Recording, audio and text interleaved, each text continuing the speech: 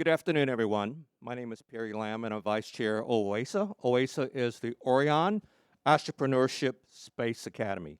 It's a mouthful, right? But a little bit of those who've not familiar with OASA, who are we and what do we do? Essentially, we have three missions in terms of our focus, starting out here in Hong Kong. Number one, as a space accelerator, focusing on leadership and export startups. The second area is space readiness. And with that, Quentin Parker will talk a little bit about that because we've gone hand in hand and bringing CubeSat into the education of high schools with the collaboration of LSR, OASA, and Hong Kong U Academy. And then thirdly, of course, looking at the space pioneers, which will be the future. With that, if we just look for a moment, what are the opportunities? And Joey will be spending a lot of time on this. In terms of investment, space startups, this from the Space Investment Quarterly just shows you the magnitude of the activity of startups, looking at just the initial stage, the opportunity in terms of what's happened already, but more importantly, what's going to happen in the near future. And I'll turn that over to Joey in a little bit. Given that as such, let's look at some key areas from Skywatch in terms of data, because data is really the oil, it's the currency in terms of the new petrol for today's economy, but more importantly for tomorrow. And those who understand that really will leverage that in terms of the ecosystems for the opportunities of the new spider of the next economy. New space is the next economy, and with that as such, space is for everyone. And that's what we want to share with you today, the opportunities with that. So do you understand how to use space data? If you have not seen this, I encourage you to really view Skywatch and gain some of the insights that they share with everyone in terms of the future opportunities. With that, a couple notes before we kick it off, and I'll pass over to Quentin. Firstly, why new space? Let's look at the following. The space economy is growing at a rate in which, despite COVID-19, is $420 billion in 2020. And it's forecast in just 10 years at 2030 to be $1 trillion of investments. And with that as such, here in Hong Kong, why cannot we be part of that in terms of perhaps a space portal by year 2030? Because if we're going to have by year 2025 bases on the moon and Mars, why can't Hong Kong be part of that and be a space portal, the hub? Nextly, China, in its 14th five-year plan, gearing to put massive investments into digital and space-related businesses and technologies, the real opportunity. And with that, the mindset. The opportunity as well the challenge for all of us. How can we be part of the new space economy? And just to finish it up, why should we build a new venture that's likely obsolete in new space economy as such? So these are some key, maybe trigger points for us to think about in terms of our next 30 minutes with you today. So with that, what I'd like to do is turn it over to Blaine. Blaine is actually coming in from Zoom. He's based currently in the United States, but spends a lot of his time in China. And let me just share with you a little bit about Blaine and his background, if I could. So, Blaine Curcio is the founder of the Orbital Gateway Consulting, OGC, and a senior affiliate consultant at Euroconsult. In his role at OGC, Blaine consults with a variety of both Chinese and non-Chinese space companies about market opportunities with sizing, also about the business planning and overall company strategy. In his role at Euroconsult, Blaine works with a variety of companies in the satellite communications value chain on market analysis, financial due diligence, and business planning. So with that, outside of his role as a consultant, Blaine is the co-host of Dongfang Hour podcast and YouTube channel. And he's actually the only one who is involved in that. So given that as such, what I'd like to do is turn it over to Blaine, who will be coming in via Zoom from the US to join us here today. Blaine, can you hear me? Are you connected? I can hear you very well, Perry. Can you hear me? Absolutely. We got a great signal here. So with that, just a little bit of your academic background. You did a Bachelor of Science at International Business School of Illinois State and also an exchange student here at University of Hong Kong UST. And I know you did a semester at Hong Kong U.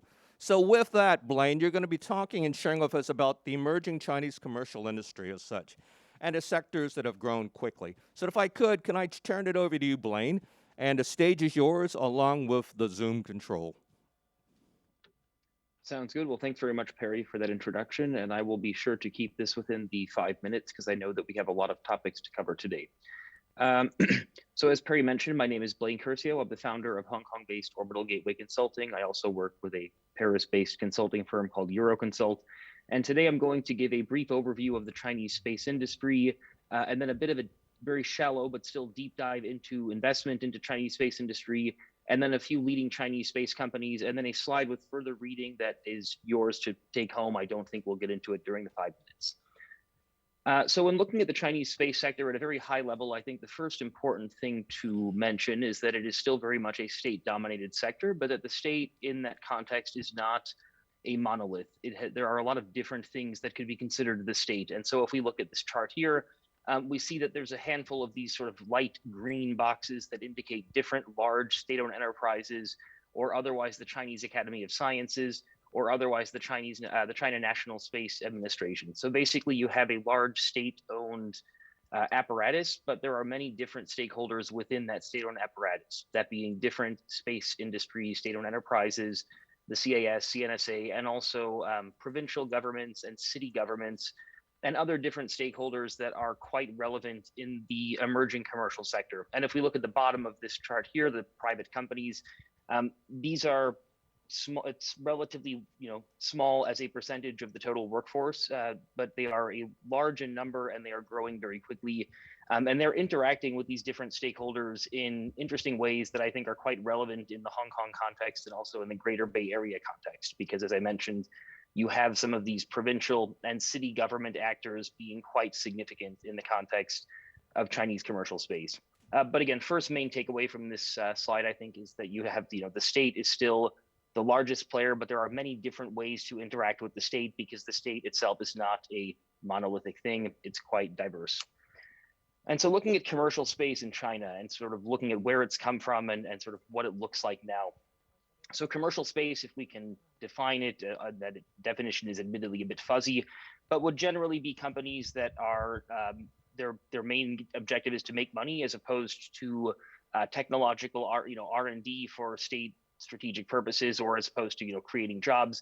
So really just to make money, and also generally speaking would have some private ownership or mostly private ownership, and probably also some state ownership.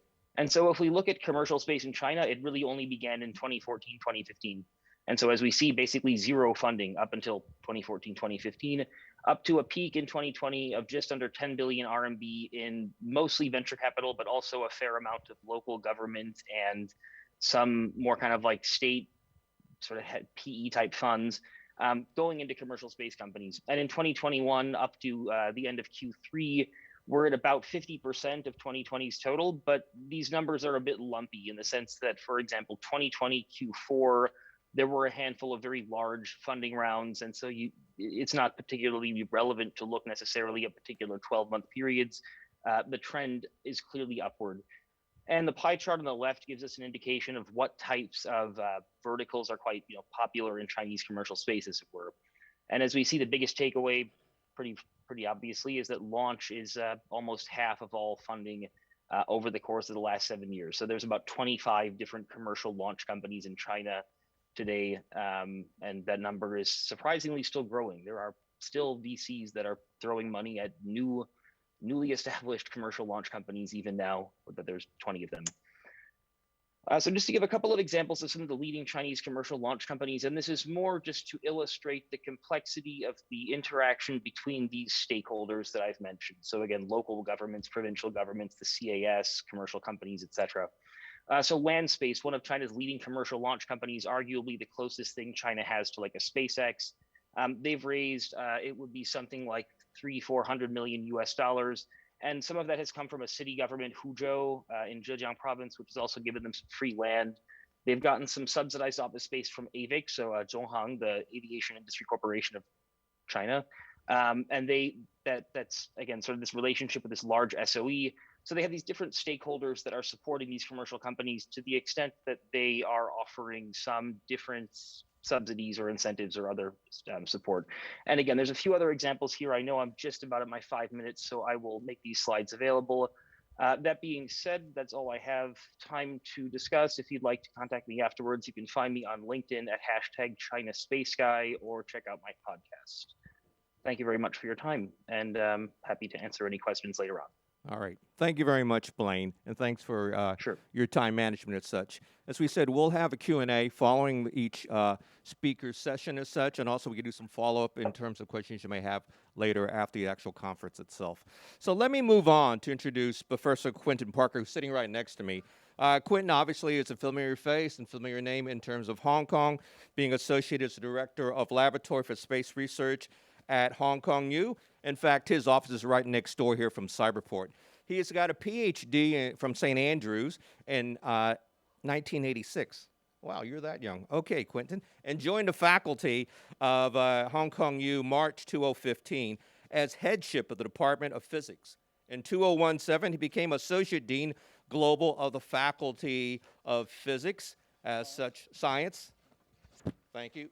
And with that as such, looking at Director of the Lab of Space Research, LSR as we call it. Prior to that, Quentin worked at the Royal Observatory Edinburgh from 1986 to 1992, Anglo-Australian Observatory 1992 to 1999, Institute of Astronomy, University of Edinburgh 1999 to 2002. I think half your life has been in education, hasn't it? And then in joint positions at AAO at Macquarie University 2002 to 2015, where he was a director of the MQ Research Center, Astronomy, Astrophysics, and Astrophotonics.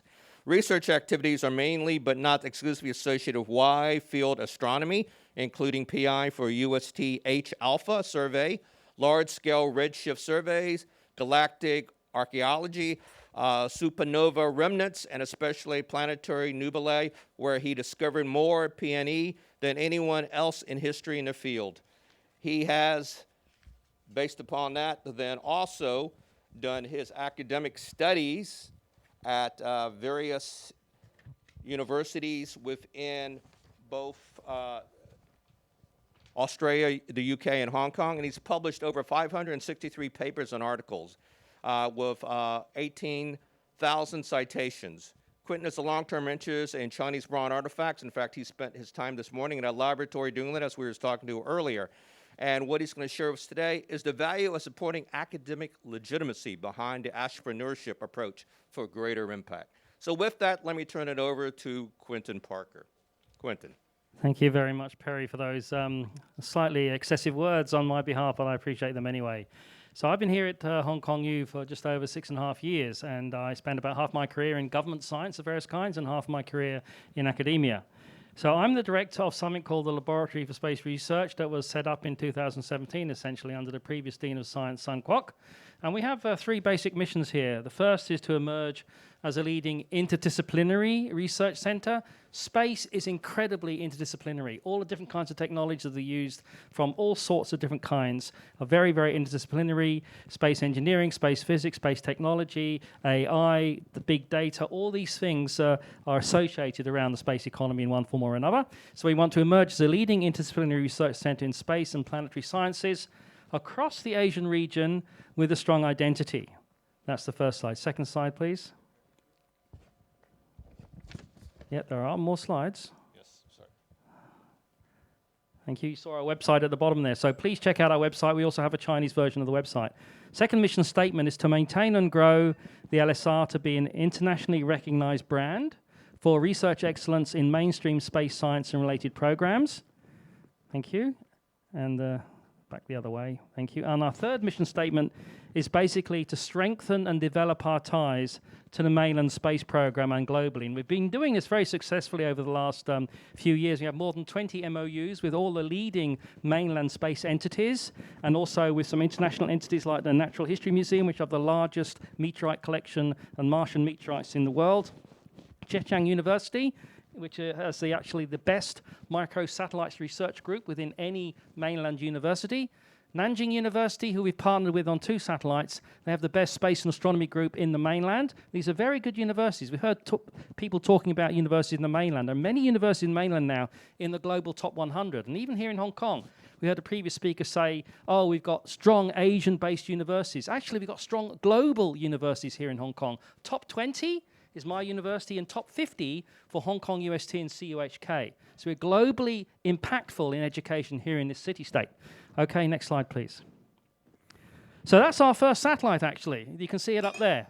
Oops, sorry about the chair. That's the Lobster Eye X-ray telescope developed with BISME. You didn't hear about BISME. BISME is Beijing Institute for Science and Mechanical Electricity. Strange name, but they build a huge number of things for space for the Chinese state. So this was a 165 million renminbi satellite, and it's designed to look for evidence of dark matter. So this is a science research satellite. It's the first science research satellite from Hong Kong. It was built by BISME to our spec and our research, and we are the science lead along with Nanjing University. And that was it just before launch, and it launched over a year ago already, and we're already collecting exciting data. Okay, so the space science research, a mainland priority. It's inspiring. They're investing in it. It's interdisciplinary, and it's highly international, because space science research is one of those big international endeavors that bring people from all over the world together for science. When you build up those relationships, you build up those partnerships, you build up the trust, then things grow from that very, very effectively. Okay, so academic university participation there between business, ASUS, another company in mainland you didn't hear of, DFH also associated with, and the 2 universities, Nanjing U and Hong Kong U. Okay, next slide, please. Okay, so basically this is my last slide, but it's not me finishing my talking. The time to invest is now, I believe. I mean, at the moment, I'm looking in this room, and it's about 2/3 of the people are in here when we arrived. A lot of people left, only a few arrived. I think in future years, this room will not be big enough to hold the people that will be engaged in the new space economy. I'm surprised when you said $1 trillion by 2030, people didn't go, whoa, that's a huge sum of money. Now, everybody has one of these, right? None of these would work. Not a single one would work properly without access to the space and the satellites that are around there. Thousands of satellites that are around there right at the moment. Without they need to rely on Einstein's general theory of relativity to even get the timing work so you can use the GPS. Without it, it doesn't function. So all our lives are being incredibly affected by what's going up there. But what's going on up there can now start to control what's going on down here to an ever greater degree. And I think that's something we all need to be aware of, the way it's impacting our lives, the way we need to regulate it and control it and exploit it. And if you think there's nothing happening here in Hong Kong, you're wrong. We've got OASA started for 1 year already. We've got the Hong Kong Aerospace Technology Group that came out of our sister university, CUHK, that are putting up constellations of CubeSats. At Hong Kong U right now, we're building a 6U MEV CubeSat, which is a research. And my point of all this is if you're setting up some startups and you're interested in space, you've got to think of the investors and what legitimacy they see in what you're doing. If you've got people from Hong Kong U, CUHK, HUST, who know what they're talking about from the science perspective, and they're involved in it as a consultant or an advisor, or they're supporting it or on the board or whatever, that in the investor's mind gives you some kind of faith and belief in what they're doing is worthwhile investing in. If you ignore that connect, ignore the capacity and expertise we have here in academia, you'll be in trouble potentially. That's it. Finished. Thank you. All right. Thank you very much, Professor Parker. We obviously appreciate your energy and enthusiasm with that. We look forward to a few discussions later. Thank you. Now, moving on, our third panelist for today is Joseph Zhang, a good friend and CEO of Syrius Systematika. Joey is a long-term veteran within Wall Street, 30 years plus of investment experience. 20 years of that is here in Asia. With that as such, he runs his own hedge fund as well as family business. Now, Joe, I'm just going to pass this over to you in terms of your slides. You control the pace of it for your 5 minutes as such. But just to finish up with your introduction, Joseph's the founder of CIO of Sirius Alpha Fund, which invests primarily in disruptive innovation companies, both public and private sector, as well as looking at blockchain, AI, EV, genomics. And he's also developed a particular interest, and that's why he's here today, in terms of the space economy. So with that, he's had several investments in terms of different rounds of SpaceX, at Astro Rocket Company, amongst others. So with that today, please join me in welcoming Joey. He's going to share with us a little bit in terms of some of the sub-sectors of investing in the space industry. Joey, over to you. Thank you very much, Perry and Quentin. Now, I wanted to kind of go over the investment, kind of different levels of investment and different subsectors of investment in space, because space, the space industry and investing in space is just as new as investing in cryptocurrencies or in blockchain, because just several years ago, you really couldn't buy any of these companies, including, SpaceX is one of the first ones that you could have invested in, and even that was difficult to get into the private equity. So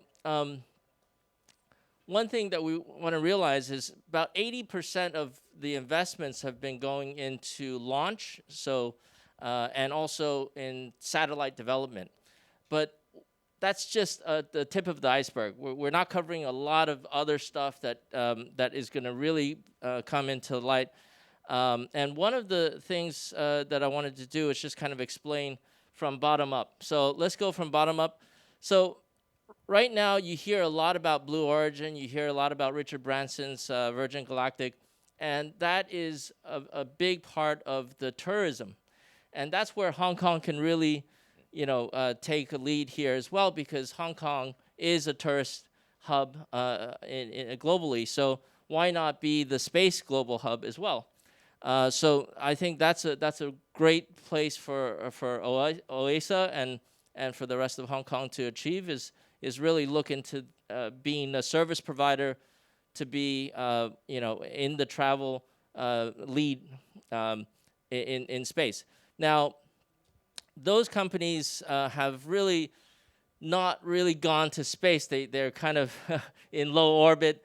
You go up there for a few minutes of weightlessness, and you pay $250,000 if you have. So that's a little bit limited.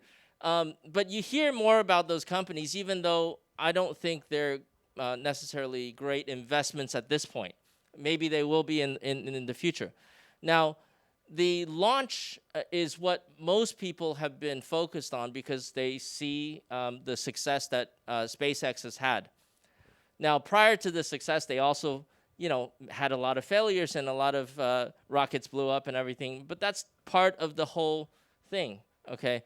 Now, SpaceX, besides SpaceX, there's dozens and dozens of other launch companies that still hasn't been able to achieve what SpaceX has done.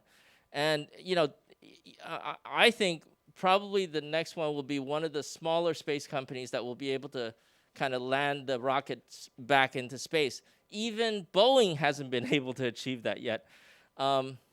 So there's still a lot of focus on launch and making of satellites. But I want to point out one other thing is, outside of launch, there's so many satellites going up there now, because SpaceX has made it so cheap to get satellites up there. Now, once you get all of that stuff up there, it creates a giant mess. So the humans have not only polluted land and sea, and now space. So, but in space, there's many things to do. So I'm going to kind of go over this. And once you're in space, you need tugboats, basically, to tug things back into orbit. You need cleanup. And I will show you another slide of the cleanup. And then there's also space mining, which can be extremely profitable if you look at some of the things going. And then deep space travel. So all of those things we're not even looking at in terms of investment right now. And I wanted to kind of... the big arrow. Okay. So one of the companies that I'm invested in is called Ad Astra Rocket Company. And they're focused, they're the leader in in-space travel. So they have a electric propulsion system that is far superior than others. Just like SpaceX is an order of magnitude more cost-effective than other rocket companies, theirs is as well in space.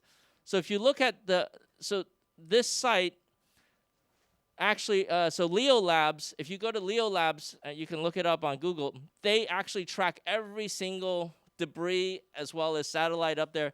It is crowded up there. It is a mess. Okay, so if you think ocean pollution is a problem, wait until you see space pollution. And this stuff, ocean pollution, it can hit the boat and it's fine.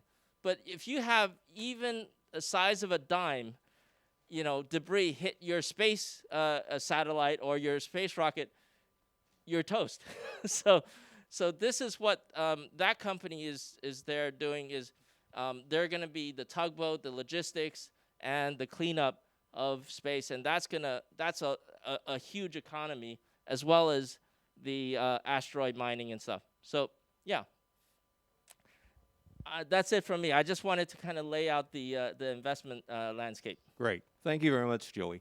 So what we'd like to do now is perhaps take a few questions from the audience, and then we'll wrap up this session because of the time discipline that we've been asked to keep with the particular conference itself. So can I open the floor? If there's particular questions you may have in terms of today, please feel free to ask. And also, I believe there's some coming up in terms of the Zoom chat as well, right? So yes. So if you have any questions, please feel free to raise your hand and we'll pass a mic to you. So anybody have any questions for our moderators over there? What kind of capability and resources that Hong Kong can build up in order to, build up this space industry? Yes. So the question was, what type of capabilities does Hong Kong have to be able to build up, need to build up? We can see a lot of things that still lack of. Yes. In my, perspective. That's right. So with that as such, perhaps I could ask two of our panelists here, starting with maybe Blaine and then Quentin, your thoughts on the matter. What will Hong Kong need to do to be able to build up our capabilities? Your thoughts, Blaine? Sure. So I think one of the really important things that we're seeing emphasized a lot more in China, but also in the West to an extent, is this development of different applications. So basically the idea that you have several different types of satellites, if you want to group them into communications and Earth observation and satellite navigation, and they're generating more and more data of different types, and this data can be cut and used in different ways. And there's a lot of different applications that can be developed using that data or otherwise using the connectivity or the other basically things this infrastructure is enabling. So I think from that perspective, I think Hong Kong has a strong role to play there just because of the some of the unique elements of Hong Kong in the context of Greater China. So, the idea of having a different internet regime than the mainland, for example, could be relevant for developing applications for things like low Earth orbit broadband constellations. So yeah, I think that would be something is to just look at what is the big infrastructure being built out, and then to try to understand how can Hong Kong, position itself to develop applications on that very big kind of global infrastructure. Right. Thanks, Blaine. And Quentin, you've got some thoughts here. Yes, you saw the pie chart for the China space industry, and a huge fraction of it was dedicated to launch capacity. You look at that for the globe, globally, and that's not the case. Most of the money is in data. Most of the money from space is in data. And that's what we have here in Hong Kong is bright young people that are smart with data for a smart city. And that's what we need, to use their capabilities to invest in apps and processes to make use of the torrent of data coming down from all these satellites. The thing up there, if it's not producing data, it's just a piece of junk that the previous speaker talked about. And that junk is actually existential to the entire space ecosystem if you don't deal with it. But it's the data for me, and it's how we deal with the data, how we handle the data, how we process, sift, and extract the nuggets of beauty from that data that has the value for me. Thanks, Quentin. And so with that, Joey, anything else you'd like to add? No, I just think OASA is bringing this whole space industry to the schools, which is really, really important. Just bringing awareness is huge. Absolutely. And in the very beginning, what I mentioned is all about mindset as well. So everyone having the right mindset for Hong Kong to be positioned to capture the opportunities in terms of the space economy. starting with the schools and then building up in terms of the job opportunities. So if you ask a child today, and I've got 3 children, you know, what would be your future? Would any of them say looking at opportunities with the space economy? I would suggest probably not. But maybe that's the mission that all of us have in this room today, is to walk away and help to cultivate that mindset. Some anecdotal evidence. Yes. Over the weekend, I've seen quite a few astronauts and aliens That's right. around the streets. So, so that's actually quite a change from the previous years. That's right. Halloween is actually a campaign in terms of helping us cultivate the mindset in terms of the space economy. Absolutely. So there are a couple of questions here that I'd like to share with you. One is this, coming back to it, is, you know, we touched upon this from Paul. He says, you know, where do we find a talent, right? Where do we find a talent in terms of the opportunities for the future space economy careers and futures here in Hong Kong and related to China as well? The academic over here. Well, I mean, we see some incredibly bright people come through our top universities in this city, and they're attracted not just from the mainland and from their own Hong Kong born and bred talent, but also from the wider world come here into Hong Kong. And so when you have a really good university, and we've got several here in this city, and many other very good ones after the top 3 as well, is an incubator for talent. Right. And they've got to look for things to do with that talent. And so we provide them with ideas and opportunities. We have a really robust internship program at the Laboratory for Space Research, for example, and half of our interns this year, of 17 interns, were high school students. We've launched this program along with OASA and the Hong Kong New Academy called BEST. BEST stands for Business, Economy, Space, Technology. It's all about getting young minds interested in the entrepreneurship and business opportunities of the new space economy that's emerging rapidly, and much more rapidly than people actually seem to realize. Right. Very good. Thank And you. just a very small, if I may just add a very Yes, small Blaine. point to Professor Parker's interesting discussion there. So I think space, we have this really interesting advantage that not very many industries have, where not only are we very kind of cool and inspirational, but indeed the pay is quite okay. And so when we look at the last couple of years where people have been working from home, they've seen the world become a lot more uncertain. They've been re-examining some of their priorities. I've heard anecdotally of people leaving very high stress, you know, long working hour jobs because they just don't like doing it, and they want to go and do something cool and inspiring and interesting. And space is one of the things that I think has benefited quite a lot. You do have a lot of very smart, talented people that would have otherwise gone into jobs that might have been rather, you know, life-consuming, but perhaps very lucrative, let's say. But who are now maybe re-examining their priorities and coming into industries that are perhaps a bit more inspirational, let's say. So I think that's been an advantage that we've seen as an industry over these couple of years in particular. Great. Yeah. Thanks. And Yeah, it yeah. does help that the richest man in the world is the guy, you know, promoting this whole thing. So yeah, that does help. Doesn't hurt. Yeah. That's right. There's a strong endorsement there. Absolutely. So here's another question, and Joey, I think this one's firmly planted in your direction. The question is the following. Here in Hong Kong, if I'm just, let's say, a beginner in terms of investments, how can I get started to understand what the opportunities are to invest from an individual investor perspective? Well, I have to say there's not that much information. You really have to go and search online for a lot of it, because if you just look at the mainstream media, a lot of it just talks about the launch, you know, SpaceX launch and a lot of satellite companies. That accounts for about 80% or more of the investment right now. But in fact, the more interesting parts are the logistics, asteroid mining, the deep space stuff. That's very, very interesting, and that will be extremely, extremely profitable in the future as well. So, you know, those things, we're a little bit early, I think, but that's kind of like where I like to be, is a few years earlier than people rather than trying to catch up. So yeah, I'm doing a lot of research into that already, and I think if you look into electric propulsion in terms of electric plasma propulsion, that's one thing to look at. The other thing to look at is asteroid mining. Both of those can be, you know, if you search, you can find a lot on Google, but you know, you're not gonna get the mainstream media telling you that that's where things are going. Right. If I may just say a couple of words to those good points, is that I think more medium and short term, I think asteroid mining is trillions of dollars for a single asteroid potentially. If you could mine all the nickel and iron and other heavy metals that are useful in it, and bring it into near Earth orbit without creating a dinosaur extinction level event by overcorrected the orbit and goes and then destroys. Don't want to do that. No, is a space debris issue we mentioned, and you mentioned specifically. There are companies around the world, Surrey, the UK, elsewhere, that are looking into smart technologies to remove this problem. A small speck of paint almost destroyed one of the space shuttles in America when it hit the windscreen. Just a few weeks ago, a small particle went through the robot arm on the International Space Station, small piece of debris. If you have two satellites crashing into each other, you suddenly have a debris field that contains hundreds of thousands of pieces going all over the place at different relative velocities. It's a nightmare.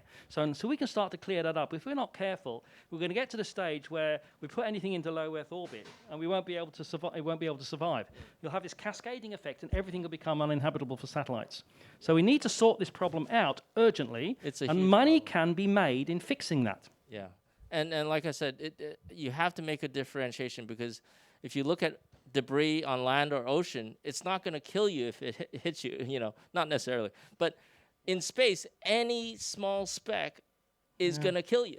You see that speck of paint weighed a fraction of a gram. Exactly. But half mv squared kinetic energy with a momentum in the speed of a relative 10,000 kilometers an hour. That's right. Bang. Yes. So it's the problem is much more severe than we think, because we kind of liken it to the debris in the ocean, which is really bad already. But then that stuff can't really kill you Right. Immediately, like upon impact.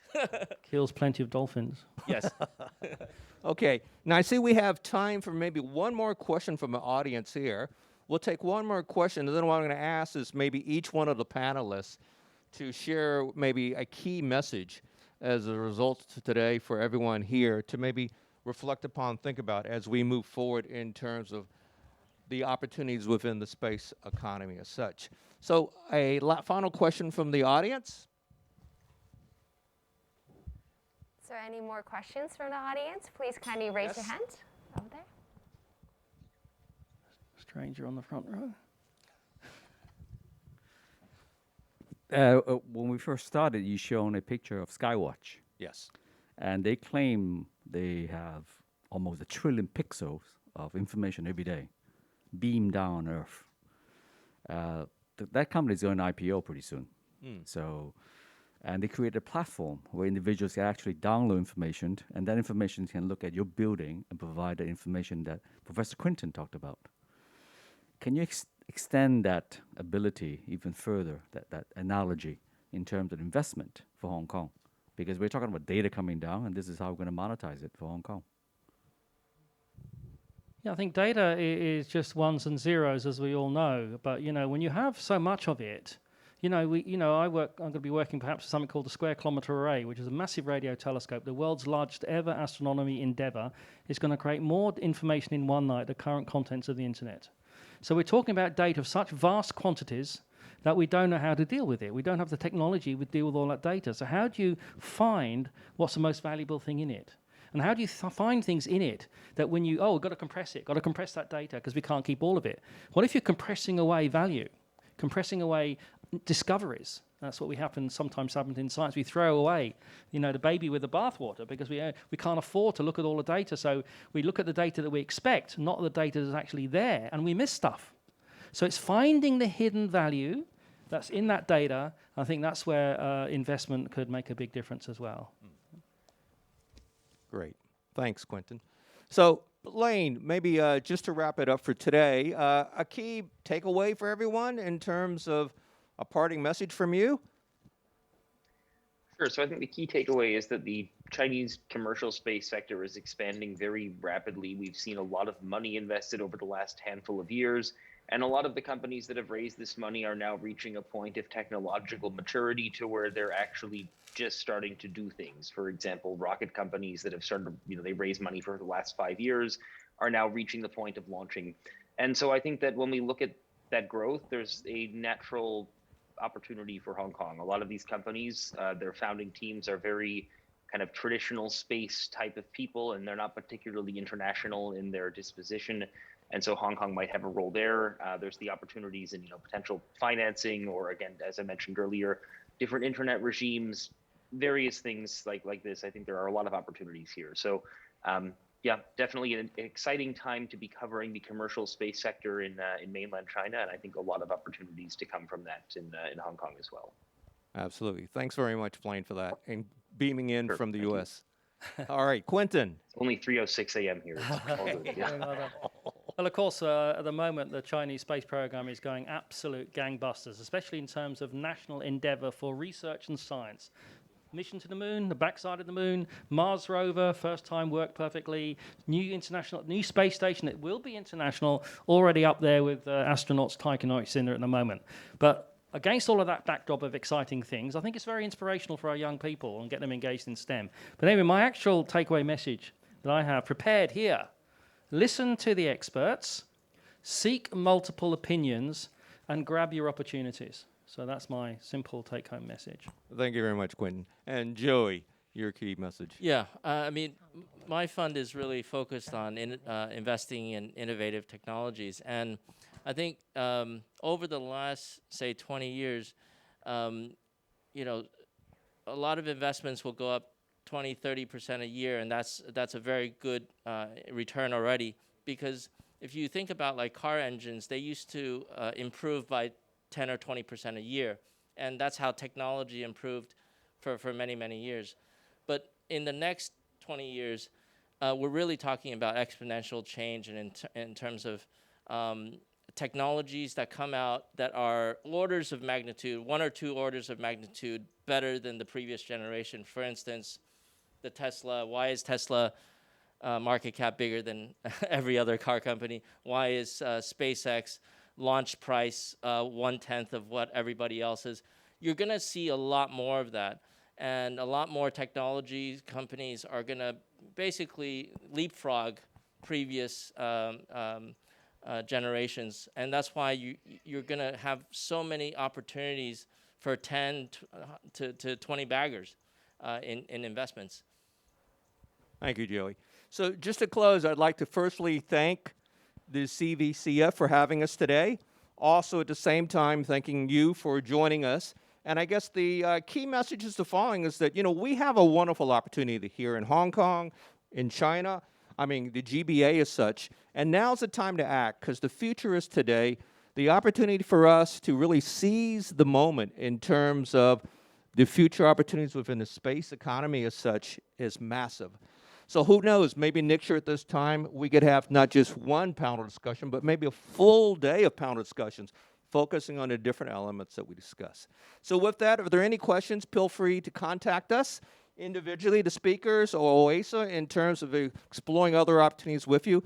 And with that, I'd like to turn it back over to CVCF.